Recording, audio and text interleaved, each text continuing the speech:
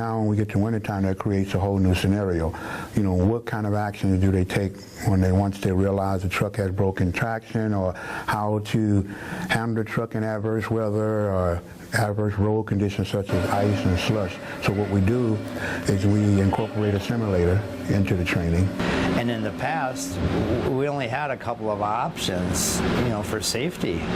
And when you start, the more drivers you talk to, you know, reality is when it's slippery, you're at the mercy of where you point at the truck last. Well, before the simulator, you get this experience by having a jackknife. And, you know, in my 20 years of driving, I had a lot of guys tell me how you get out of the jackknife. And just thinking about it now, these guys tell me how to get out of jackknife, had a jackknife, and it didn't work for them, but they're telling me how to do it. So, you know, this is where the simulator really comes in handy.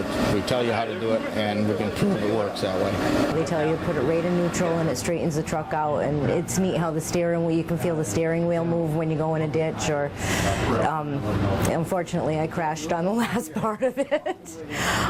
But no, it's a good training tool. On black ice, the reason it's such a big fear is you can't slow down like a lot of people want to slow way down, because if you not only are you going to be a problem to everybody else, but you're just going to get stuck. No, I didn't know to put it in neutral, and I knew not to hit the brakes when you start sliding on ice. I did know that much, but not to put it in neutral. I think one of the biggest fears in especially new drivers, as well as old drivers that have been around for a while, is black ice.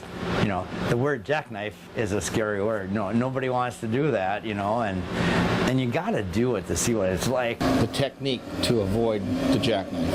So, and actually putting it into practice on the simulator, it's real good experience for them. You know, it's as close to real world experience as we can get somebody.